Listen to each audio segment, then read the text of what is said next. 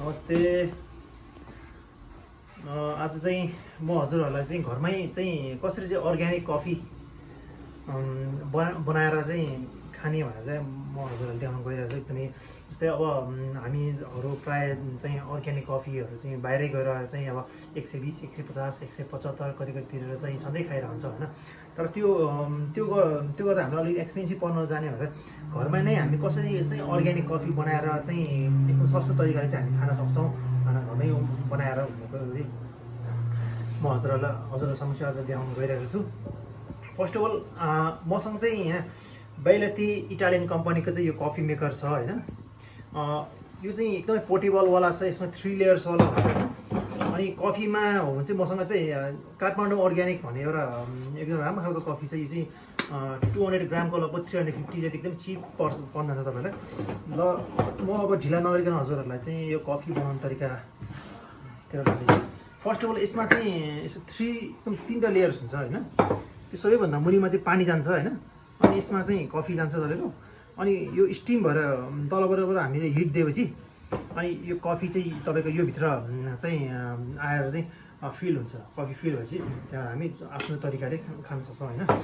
अनि यसलाई बनाउनुको लागि चाहिँ अब यसको एकदमै राम्रो कुरा भन्नु के छ भन्दा यो हामीले इलेक्ट्रिक चुलोमा नि राख्न सक्छौँ होइन। अनि यस्तो खालको चुलोमा नि राख्न सक्छौँ होइन। लगभग यो जुनैसुकै चुलोमा नि होइन, भट्टी चुलोमा जस्तोमा नि राख्न सक्छौँ होइन। त्यही भएर यो एकदमै राम्रो खालको इटालियन कम्पनीको चाहिँ यो बैलेटीको चाहिँ एकदमै राम्रो छ होइन। अब यसको प्राइसको कुरा गर्दाखेरि चाहिँ अब यो चाहिँ लगभग अहिले एमाजोनतिर चाहिँ 40-45 युरो जति पर्न जान्छ होइन।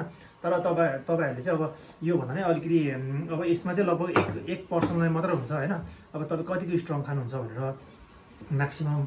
अनि भारतभरि सुपर स्टोरतिर चाहिँ तपाईँहरूले चाहिँ अब कस्तो भने यो 3-4जनासम्म खान मिल्ने खालको होइन, एकदमै सस्तोमा 1800-2500 सम्मको रेन्जमा चाहिँ तपाईँले राम्रो खालको पाउन सक्नुहुन्छ। तपाईँले त्यहाँ एकचोटि चेक, यदि तपाईँ इन्ट्रेस्टेड हुनुहुन्छ भने चेक पनि गर्नु होला होइन। ल अब म चाहिँ हजुरहरूलाई चाहिँ कफी बनाएर चाहिँ देखाउँछु आज होइन। र बनाउनलाई चाहिँ मसँग चाहिँ यो कोरियन चुलो एउटा छ, कोरियन चुलो। फर्स्ट अफ अल चाहिँ अब यसमा चाहिँ अब चिसो पानी नहालिकन तपाईँले तातो पानी, अलिक तातो पानी लगाउनु भयो नि हुन्छ होइन। ठ्याक्क यो यसको नोजलसम्म पानी पुग्ने गरेर लगाउनुहोस् होइन। र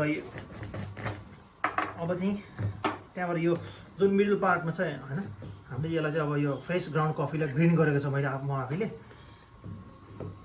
यसलाई चाहिँ यसरी अब तपाईँ कतिको स्ट्रङ खानुहुन्छ होइन दिनुहुन्छ त्यही अनुसार यो यसरी कफी लगाउनुहोस्।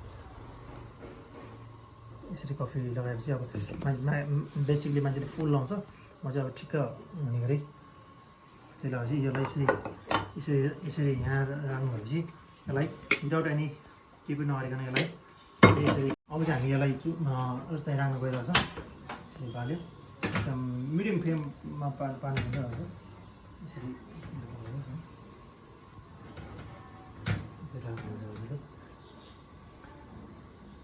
यो स्टिम हुँदै गएपछि चाहिँ तपाईँको यो भित्र चाहिँ आउनुहुन्छ।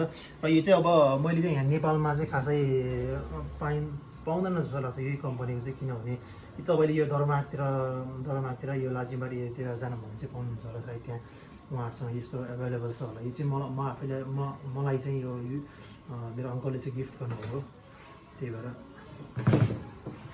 र यो कफी चाहिँ अब तपाईँले चाहिँ के अरे डिफ्रेन्ट थरीको होइन फ्लेभरमा पाउनुहुन्छ।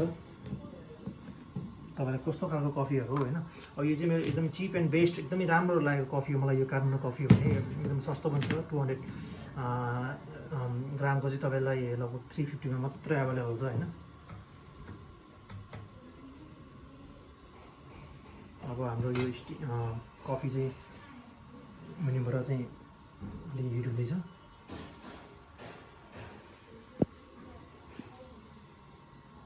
बेसिकली मैले यो गर्नुको कारण चाहिँ के हो भन्दाखेरि एकदमै अब सधैँ हामी बाहिर गइकन कफी खाइरहनु पनि क्याफेतिर गइरहनुपर्छ होइन।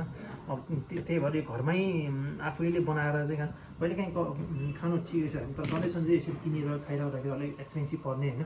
प्लस यो चाहिँ अब म गाउँतिर जाँदाखेरि पनि मैले यो 3टा मात्रै लिएर हिँड्यो भने पनि मलाई चाहिँ एकदमै हुन्छ हुन्छ नि म गाउँमै गए पनि जो फ्रेस कफीहरू खान पाइरहने होइन एज म कफी लभर भएको हुनाले त्यही भएर यो चाहिँ एकदमै राम्रो छ मलाई चाहिँ एकदमै पहिला मैले यो फ्रेन्च प्रेसवाला चाहिँ युज गर्थेँ होइन तर फ्रेन्च प्रेसवालामा चाहिँ तपाईँको अलिकति चिसो हुने अलिकति छिटो नै चिसो हुने होइन चिसो मौसमको बेला होइन मैले गाउँतिर लिएर जाँदाखेरि अलिक चिसो हुन्थ्यो त्यही भएर अब यो बोइलिङ हुनु सुरु भएको छ मुनिबाट अब यहाँ तपाईँ यहाँभित्र हेर्न सक्नुहुन्छ यसरी त तलबाट स्टिम भएर चाहिँ कफी चाहिँ यसरी चाहिँ यहाँभित्र माथिबाट चाहिँ नोजलबाट चाहिँ यसरी निस्किन्छ होइन यसरी माथिबाट निस्केपछि तपाईँ कतिको स्ट्रङ खानुहुन्छ कफी होइन त्यही अनुसार चाहिँ तपाईँले भित्र पनि त्यही अनुसार लगाउनु पर्ने हुन्छ होइन र यसलाई चाहिँ लास्ट टाइममा चाहिँ अब तपाईँले चाहिँ अब अलिक स्ट्रङ बनाएर चाहिँ दुधमा पनि मिक्स गरेर खान सक्नुभयो होइन नत्र यतिकै पनि तपाईँ अब सुगर खानुहुन्छ भने सुगरसँग नत्र भने अब सुगर फ्रीवाला स्टेभियाहरू के त्यो तिनीहरू सुगर फ्रीवाला युज गरेर खानु पनि हुन्छ अब मैले यो चाहिँ अहिले यहाँ यसो समाउनुको कारण चाहिँ यो अब अलिकति स्लिपरी भयो यसरी चाहिँ बोइलिङ हुन्छ एकदमै राम्रो फ्लेभर राम्रो स्मेल आएर चाहिँ अहिले कतिखालै अब चाहिँ हाम्रो कफी रेडी भइसकेको छ हामी ग्यास निभाइदिन्छौँ र हाम्रो कफी रेडी भएछ हामी यसरी चाहिँ यसलाई यसरी पोर गर्छौँ यसलाई